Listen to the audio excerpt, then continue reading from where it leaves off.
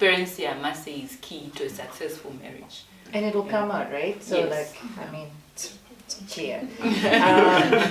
And it's never too late to start again. I think the story of Job as well, there's a lot of stories in the Bible where they really messed up, and then God gave them God is a God of second chance. So that was really good to know that Job had all of this and he lost all of it, but then God's plan, I mean, after the whole mess, he was even better off. And that was really the focus as well, to say, you know what, the last 10 years, because I love this whole 2020, it's a clearer vision, I'm looking forward to the decade.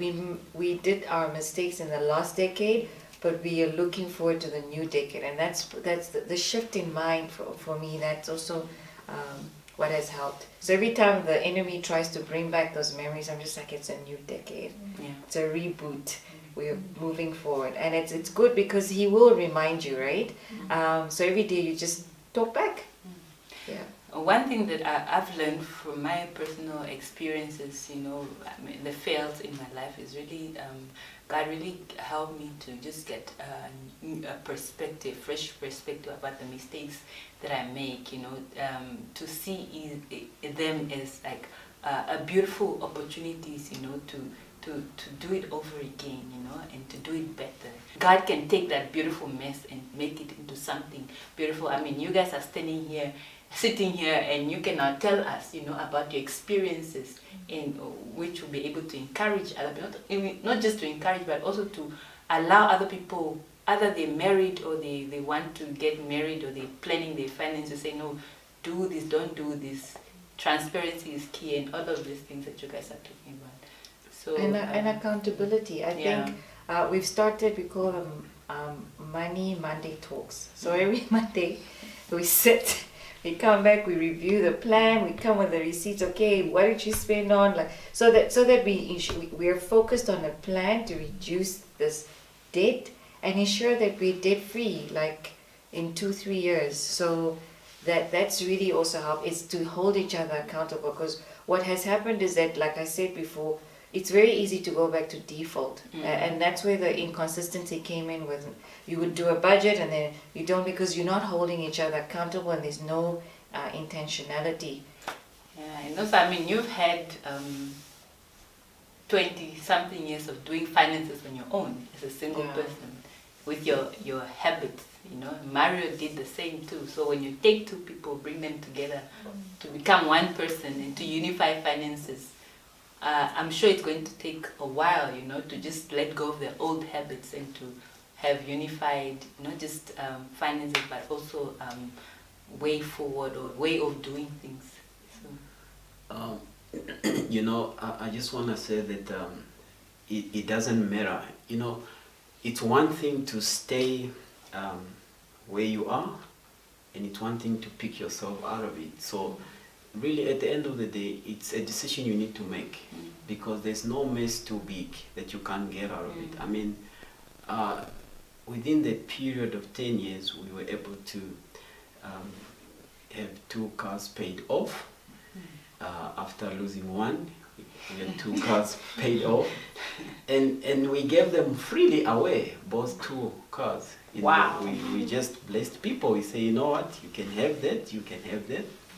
So it just shows that when you make up your mind and you have a plan that you are working on, you can achieve anything. It's very, very much possible. So, but what I'm getting from this, Mario, is that when you're able to give those cars away, for me, it's an indication that money no longer has hold over you. Like that freedom from, money, that you can freely give away, So for me, that is really like, wow.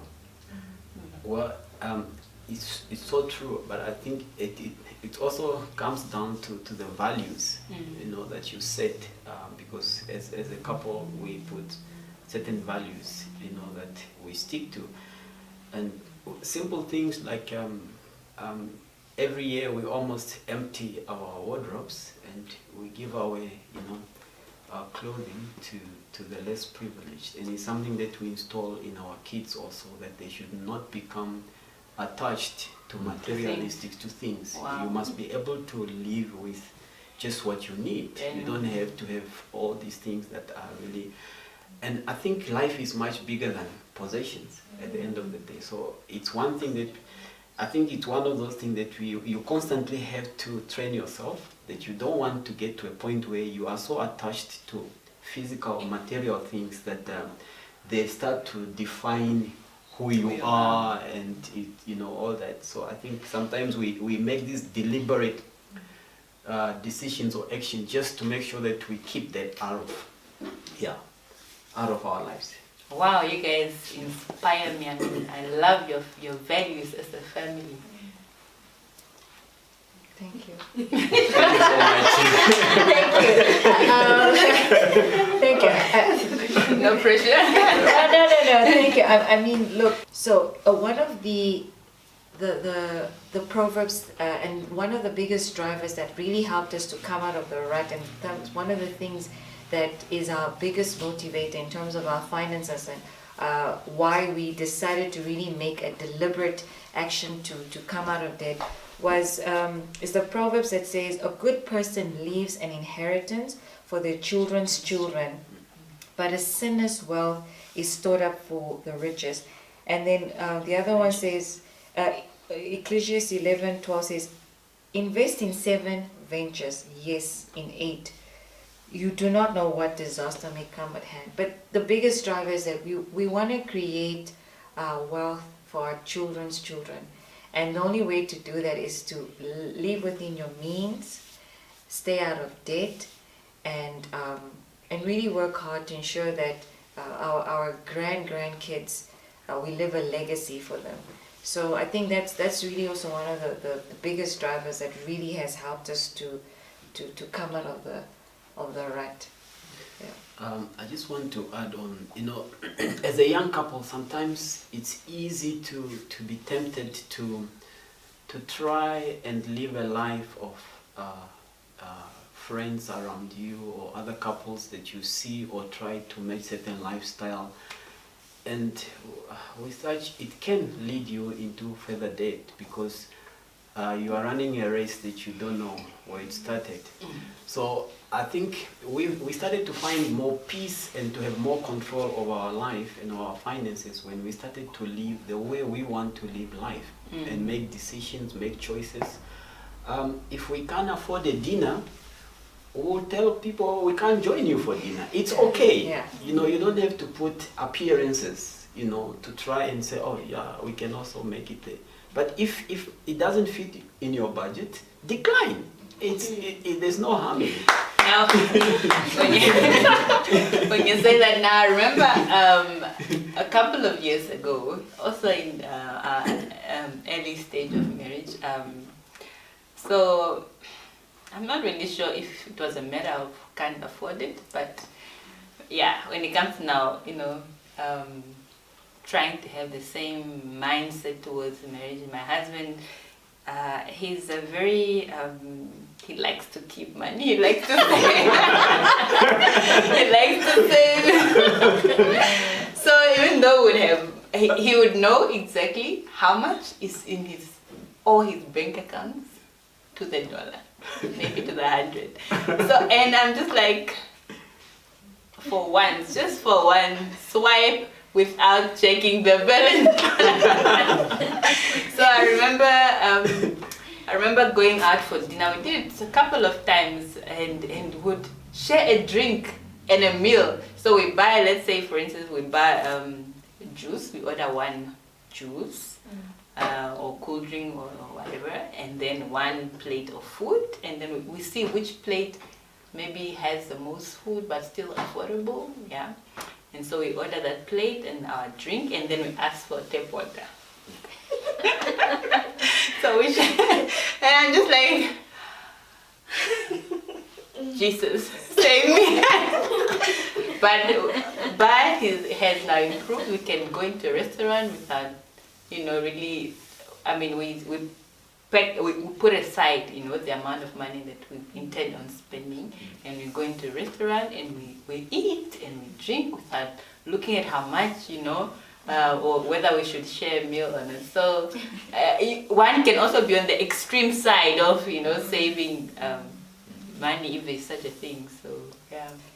I remember one of the things that also helped me to, in fact all of us, we did, it's called the 50-30-20 rule, and you can try it at home. So you take your full net salary or whatever it is, if you, additional whatever income you have, so you divide 50% of whatever you get. So if you get 10,000, you divide that by 50%, so obviously it's 5,000.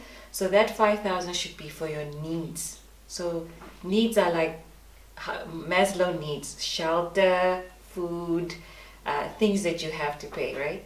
And then the 30%, again, you take from the 10,000 is for your wants. So this is dining out, shopping, going for the nails for the ladies, the hair, and so on.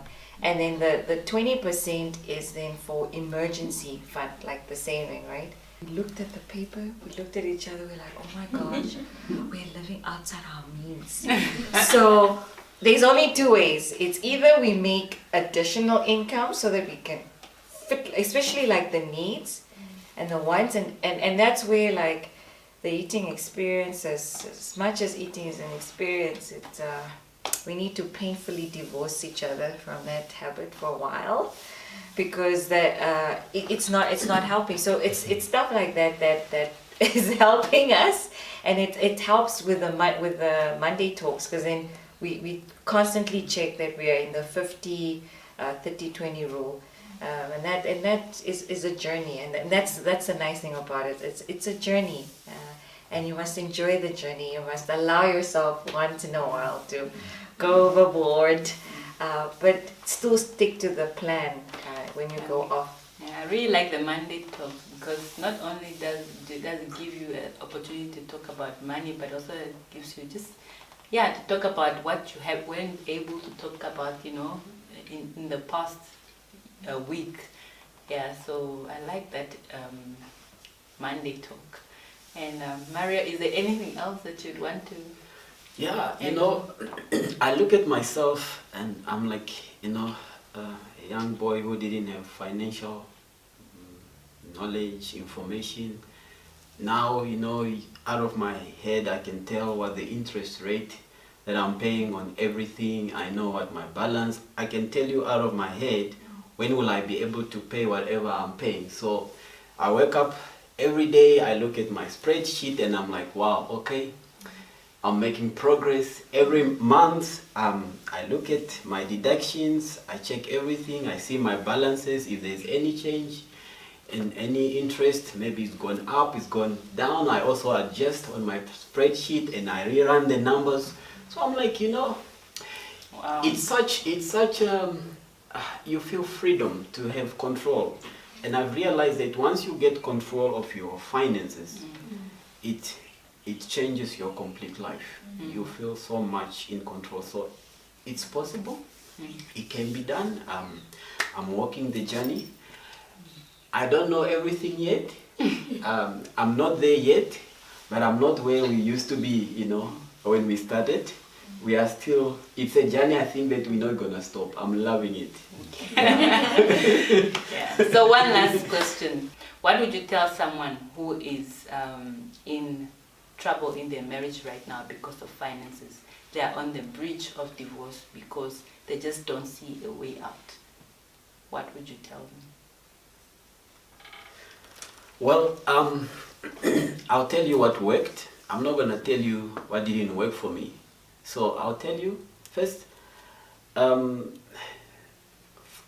a husband's point of view, as a man, I think you need to take full responsibility. You are the head of the house. So create an environment within your home that is conducive, even as much as things are not okay, but you need to create that environment. Secondly, do not give up on your marriage. It's temporary, it's not permanent. You know, financial struggle don't come to stay forever. It's temporary. But what will help is immediately put a plan in place. Have a plan, look, you will have to sacrifice. Maybe the nice shoes you like, some shirts, you might not eat out for the next couple of months. Unfortunately, you have to stick to that plan. You have to develop discipline. You need to become accountable to one another. Let the other one know what you're doing. If you're going to spend, at least you should know. And maybe just even set limits to say, okay, what can we spend independently without having to talk to one another? If it's 100, since you are very tight at the moment, make it 100, keep it low. Anything above 100, the two of you must agree on that. And the other thing is that that marriage to work, it will take the two of you. Cut out all the other third parties who are trying to become marriage counselors overnight, especially those who have not made it in marriage. Suddenly they know so much. Be careful of who you give your ear to. So the two of you, first of all, need to be united and agree that we are going to fight this thing, we are going to make it work. If you are not in agreement, I don't see how you're going to come out of it, because it takes the two of you to say we are willing to work. And by all means, look, if you cannot endure this challenge that you're going through now, then I don't know how strong your marriage will be, because there will be other challenges that will come in other different ways. So don't quit, don't give up. And very important, please start praying together. If you don't pray, pray. Marriage is an institution, it's from God. So if you take out the creator, the one who established it, out of the equation, you will not win. So pray, spend time in the word, spend time in meditation. It will help you so much. That is what I will say, because that's what we did. Here we are, very happy, as you can see. My wife is glowing. Yes. I like the way she looks at you, Mel. I think from the wife's perspective, I just think that it's very easy to point fingers, right? But even naturally, our physique, if you point a finger, 3 always point back to you. And it's really about introspection and just saying, what have you also need to take accountability of what went wrong, and trying to see how together you can fix it. And if there's any resentment, because I mean, for you to both have decided that you want to divorce, and it means there's a lot of unforgiveness and a lot of resentment and bitterness. And Matthew 16 talks about how if you don't forgive the sins of your brethren, in this case your husband, how do you expect God to forgive you, right? And God is very strong around unforgiveness, because it opens up another can of worms. You're wondering, why do you have those allergies that just don't go away? Why do you have these? It's all because it actually, unforgiveness can even affect your physical body. So it's not you just let it go and say, you know what, we've messed up, not the other person. If it's maybe maybe if it's the other one who blamed, because I used to do that a lot. I used to say, oh, but you, but I realized, but I also had I also had a role to play in all of this. So I'm not as innocent as I'd like to make myself believe that I was. So it helps with forgiving yourself also, because if you also have made mistakes, also forgive yourself, forgive the other person, forgive the consequences of the decisions that both of you have made. Because the consequences are more long-lasting, right? And then you say, you know what, we did this, it's not the end of the story, let's push forward. I think just one more thing, you need to become accountable. Find a couple that you trust, that are integral, that can walk with you in this journey. You need someone that you are accountable to.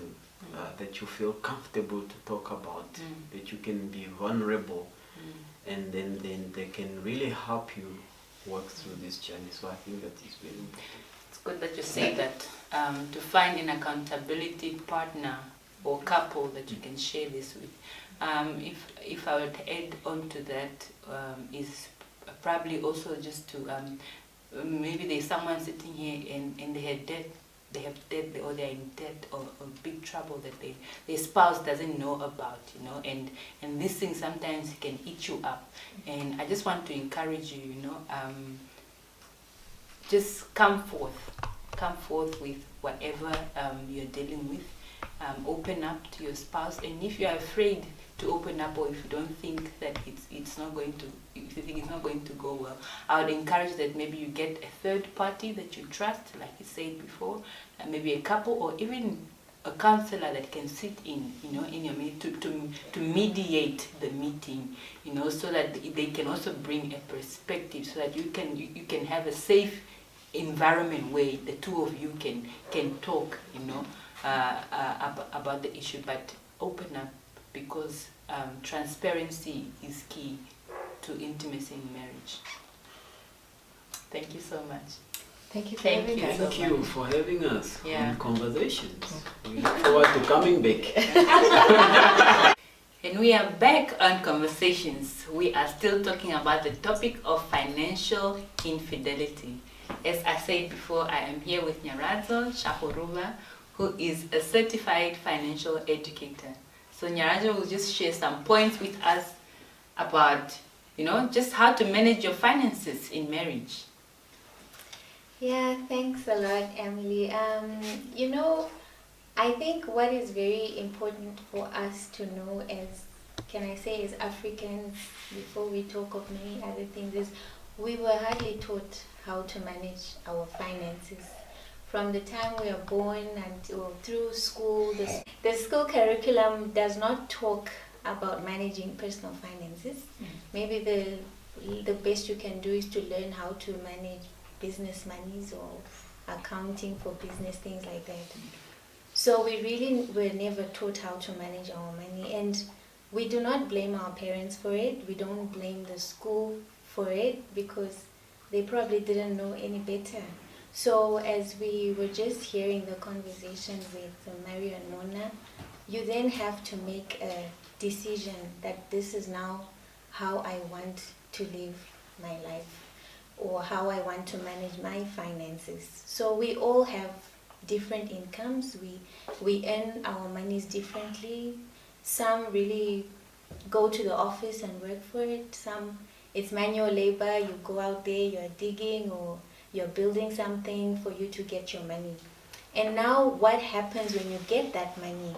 And I like that Mona even explained the 50-30-20 rule. Yes, and we also have other ways of managing your money. So we are talking of when you get this money, I always want to refer that to giving direction to your money. So what do you do when your money comes to you, when money flows into your life? So there are a couple of things that we do, but the very first thing that I recommend is to pay yourself first. And when we talk of paying yourself first, we are not saying go and spoil yourself, go to Truworths and buy that dress that you've always wanted, so because you've worked so hard for it. But we are saying put aside some money. 10% is a very good place to start.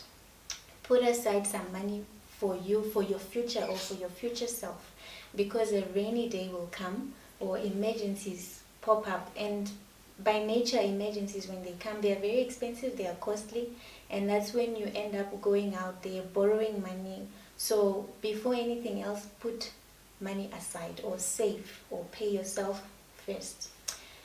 Also now, with the little that you have, it is good to give. We heard Mario here that he really loves giving, and it's not a bad thing. You know, the whole idea of giving, for me, I believe it creates a sense of abundance. So it is good to give, but you don't give everything, you know, because already Mona highlighted, if we're listening, that he would give at the expense of the family. So you don't want your family to be complaining. And the word of God goes ahead to say, if you cannot provide for your family, you are worse than an unbeliever, right? Mm-hmm. So it is good to give, but it is good for you to also be responsible for your family. When you also get your money, we spoke of saving it or putting it aside for a rainy day. you can go further and invest this money. But probably investing is like a step further, because for you to invest money, you need to have it in the first place. You have to save for it in the first place. Another thing which I also love to talk about, which Mona also touched on, is having multiple streams of income. She refers to the scripture in Ecclesiastes, and so that confirms that it is biblical. You have something, you have your 8 to 5 job, but you also need to have other streams of income. You don't necessarily have to be there. Some of them, you see these vending machines in Spa, or everywhere we're seeing these vending machines. People are making money, but they're not even there. You invest your money, it's earning interest, you're not even there. You just wake up, there's an amount in the bank. So, yeah, create more money to at least to fund your other lifestyle. You probably would want to maintain a certain lifestyle. I was laughing with my friend and she said, you know, in this country, if people see you selling things, they feel like you're struggling. So, you know, it's something that we kind of shy away from.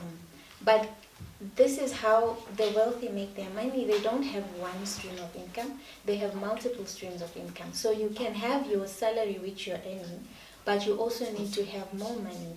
So this message, I know we are really talking about marriage, but the money story applies to anybody. It be young or old, male or female, it applies to anybody. I think for now, let me say that, but there's really a lot that we need to talk about in terms of managing our money. So the 10% that you said, talked about paying yourself, so does that, I've also heard about the emergency fund, because you say that in case emergencies come up. So does the emergency fund fall into the 10% that you pay yourself? Okay, so when I say pay yourself first, yes, I'm talking of setting aside money for emergencies. I will not say it's just the 10%. So we have the 50, 30, 20. I also love it because it's very simple to understand. But I tweak it a little bit, especially if you're struggling with debt. So I would say 50 goes to your needs, and then I would say 30 goes to the, can I say, savings, and then the 20 would go towards your wants. The ones, because you can do without them. You can do without DSTV, you can do without gym subscriptions, you can do without these nail things. So I would then have the 20 that side. And then when I look at the 30 now, I would say that of that 30, so 30 is 3, right? So of this 3, 1 goes to your emergency fund. So you're putting it aside for your emergencies. The 10, most of us here are Christians, so we believe in giving. You need to give. So that's your 10. And then this 10, for me, if you are still drowning in debt, there is a minimum repayment amount that you make every month. So if you have this 10, it's good to also put it away, not put it away, but like pay extra to fast track your debt repayments, right? But if you don't have any debt, then this other 10, let it also go to your investments. Or if you have other financial goals, you probably want to travel, you probably, you know, whatever it is, then you're saving. So I'm not saying that 30, I'm not saying it's just the 10 years that you pay yourself. So the 30, 10 investments or debt repayment, fast tracking, the other 10 is giving, and then the other 10 is your savings. I hope it's clear. I've been really trying to follow and keep up, you know. My husband is no, I'm not. My husband is the money manager in our home, but it's also good for like you to understand. Yes, both male and female, or husband and wife should have or must have some sort of financial literacy. And just when you were talking about DSTV is the one, I've been having this conversation at home with my husband, like, why don't we cut the DSTV? And then you say your nails. I'm just like, I don't think we must have that conversation yet. thank you so much, Nyaradzo. Yeah. It was really a pleasure to have you in the studio with us. Thank you. And I hope that you have enjoyed this conversation and that it was informative for you just as much as it was for me and the audience sitting here. Thank you so much, and I look forward to having you here in Conversations in the next episode. Good night.